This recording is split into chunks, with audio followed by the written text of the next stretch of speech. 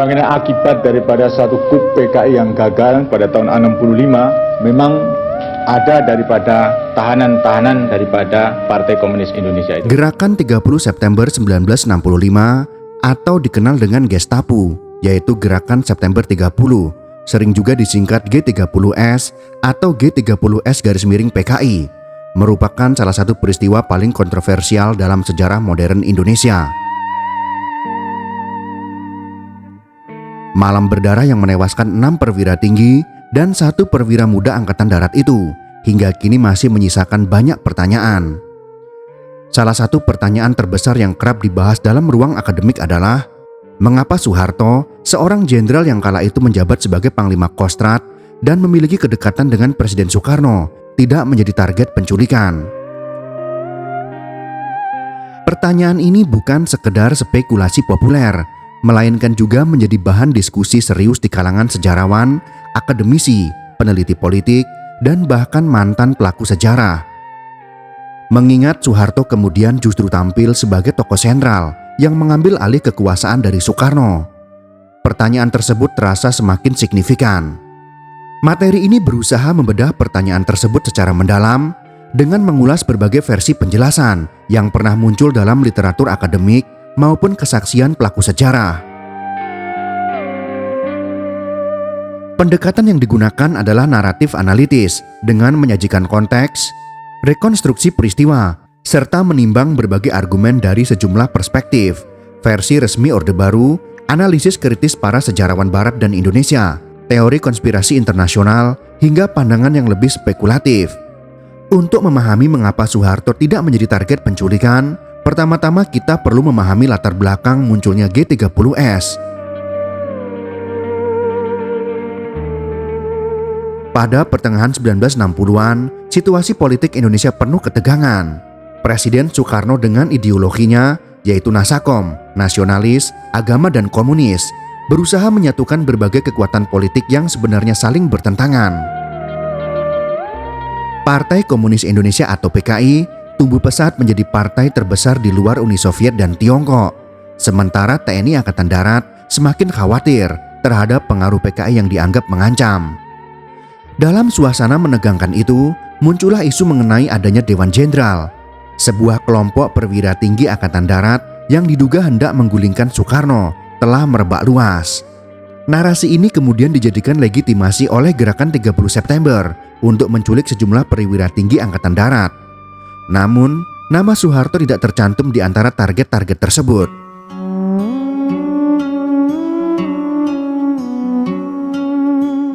Daftar target utama penculikan dalam gerakan tersebut adalah yang pertama, Jenderal Abdul Haris Nasution sebagai Menteri Koordinator Pertahanan dan Keamanan sekaligus tokoh kuat Angkatan Darat. Yang kedua, Letjen Ahmad Yani sebagai Menteri atau Panglima Angkatan Darat. Yang ketiga, Maijen R. Suprapto sebagai Deputi 2 Menteri atau Panglima Angkatan Darat Bidang Administrasi. Yang keempat, Maijen MT Haryono sebagai Deputi 3 Menteri atau Panglima Angkatan Darat. Yang kelima, Maijen S. Parman sebagai Asisten 1 Intelijen. Yang keenam, Brigjen DI Panjaitan sebagai Asisten 4 Menteri atau Panglima Angkatan Darat. Dan yang ketujuh, Brigjen Sutoyo Siswo Miharjo sebagai Inspektur Kehakiman atau Auditor Jenderal Angkatan Darat. Sedangkan Soeharto yang kala itu menjabat Panglima Kostrad tidak termasuk dalam daftar tersebut. Fakta inilah yang kemudian menjadi pintu masuk bagi berbagai tafsir.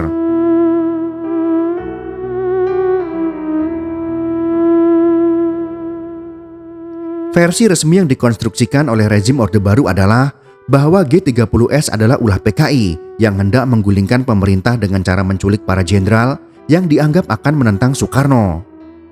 Soeharto menurut narasi ini tidak masuk target karena posisinya di luar lingkaran Dewan Jenderal. Dalam berbagai literatur Orde Baru, dijelaskan bahwa PKI memandang Soeharto bukanlah figur sentral dalam upaya menggulingkan Soekarno. Fokus utama mereka adalah perwira-perwira yang terkenal dekat dengan Amerika Serikat atau yang vokal menentang PKI. Ahmad Yani misalnya dianggap sebagai penghalang utama agenda politik PKI karena sikap kerasnya terhadap partai tersebut. Jenderal Ahmad Yani menentang keras usulan PKI yang menginginkan angkatan kelima, yaitu buruh dan tani dipersenjatai untuk membantu konfrontasi dengan Malaysia. Saat itu, ABRI sudah memiliki angkatan darat, angkatan udara, angkatan laut, dan kepolisian negara. Dengan demikian, menurut versi ini, absennya Soeharto dari daftar target bukanlah hal yang mencurigakan, melainkan sekedar konsekuensi dari peta politik internal angkatan darat. Namun, penjelasan ini dianggap terlalu sederhana. Para akademisi kemudian mengajukan analisis lain yang lebih kompleks. Beberapa sejarawan berpendapat bahwa tidak masuknya nama Soeharto ke dalam daftar target bisa jadi merupakan akibat dari lemahnya informasi yang dimiliki oleh pelaku gerakan 30 September.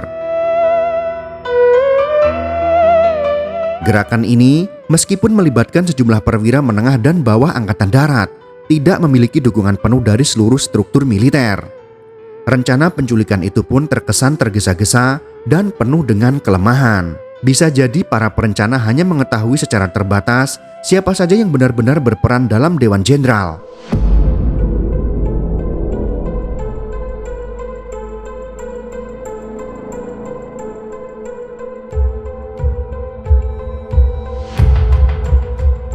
Soeharto walaupun Panglima Kostrad pada saat itu tidak dianggap menonjol. Ia bukan orator politik, tidak sekeras Ahmad Yani terhadap PKI, dan cenderung low profile. Karakter ini membuatnya mungkin lolos dari radar intelijen kelompok G30S.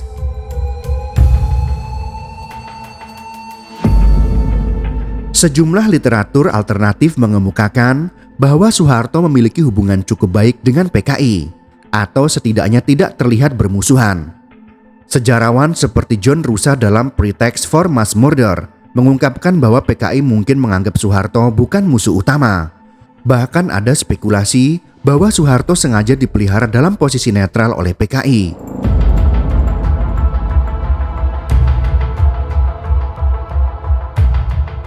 Hubungan Soeharto dengan beberapa tokoh kiri juga sering disebutkan. Misalnya, ia dikenal dekat dengan Laksamana Madya Umardani, tokoh yang pro Soekarno dan tidak anti PKI. Selain itu, kedekatannya dengan beberapa jaringan ekonomi Tionghoa yang dekat dengan PKI disebut-sebut sebagai faktor yang membuat dirinya aman dari target penculikan. Jika benar demikian, maka absennya Soeharto dari daftar target bukan karena kebetulan, melainkan karena ia memang dianggap aman bagi PKI. Salah satu versi yang paling kontroversial adalah dugaan bahwa Soeharto justru terlibat dalam perencanaan G30S atau setidaknya mengetahui dan membiarkan peristiwa itu terjadi untuk kemudian dimanfaatkan.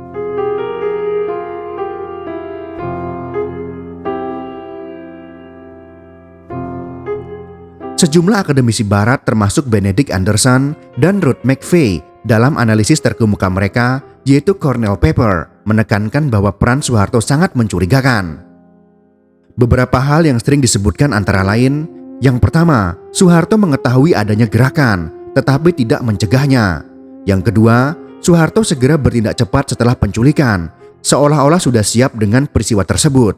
Yang ketiga, lokasi rumah Soeharto di dekat Lubang Buaya sebagai basis pasukan G30S, tetapi tidak diganggu sama sekali.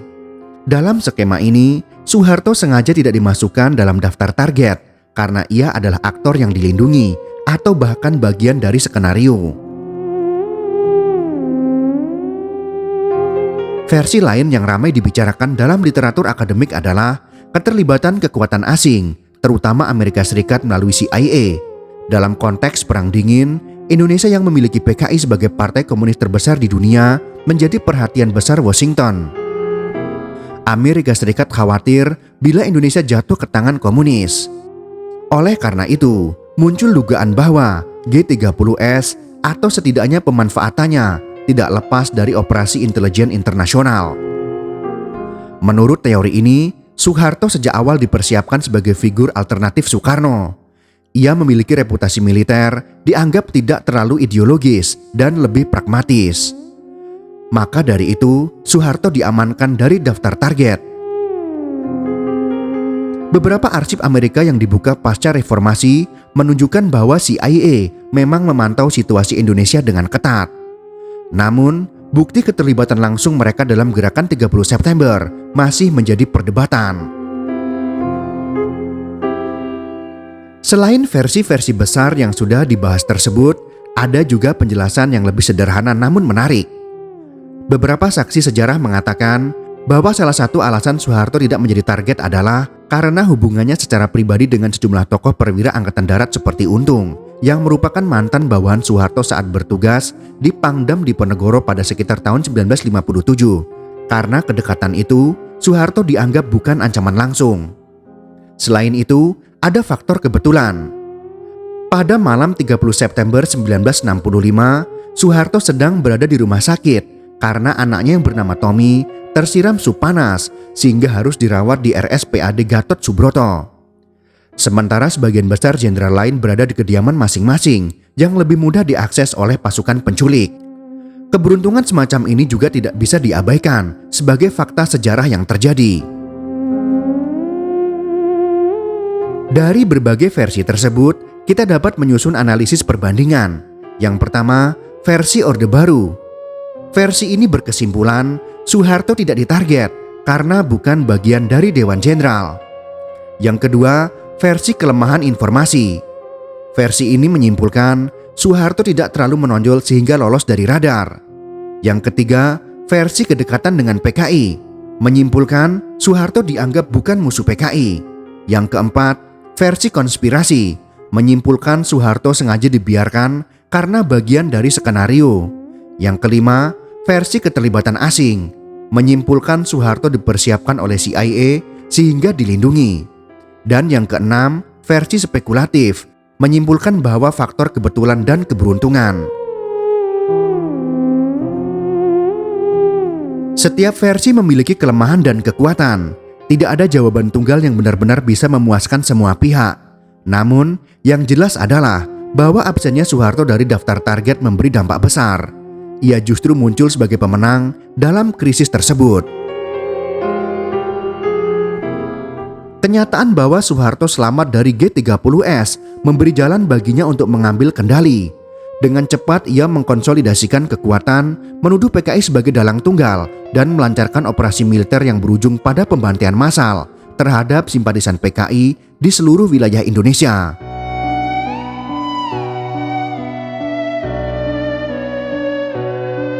Pada tahun 1966, ia memperoleh Super Semar, yaitu Surat Perintah 11 Maret dari Presiden Soekarno yang menjadi landasan legal baginya untuk mengambil alih kekuasaan. Pada tahun 1967, ia diangkat menjadi pejabat presiden dan pada tahun 1968 secara resmi menjadi Presiden Republik Indonesia. Dengan demikian, peristiwa G30S bukan hanya titik balik politik nasional, tetapi juga momen yang mengangkat seorang Soeharto dari perwira menengah ke tampuk kekuasaan tertinggi di Republik Indonesia. Pertanyaan mengapa Soeharto tidak menjadi target penculikan pada peristiwa berdarah tersebut masih akan terus diperdebatkan. Dari versi resmi Orde Baru hingga teori konspirasi internasional, semuanya mencerminkan betapa kompleks dan misteriusnya peristiwa ini. Yang jelas, ketiadaan nama Soeharto dalam daftar target telah mengubah jalannya sejarah Indonesia. Jika saja ia ikut diculik atau terbunuh, sangat mungkin peta politik Indonesia akan berbeda sama sekali. Sejarah dengan segala kontroversinya menunjukkan bahwa terkadang keberhasilan seorang tokoh tidak hanya ditentukan oleh strategi, tetapi juga oleh celah-celah sejarah yang membuka kesempatan. Bahkan kita tidak bisa meremehkan yang namanya keberuntungan.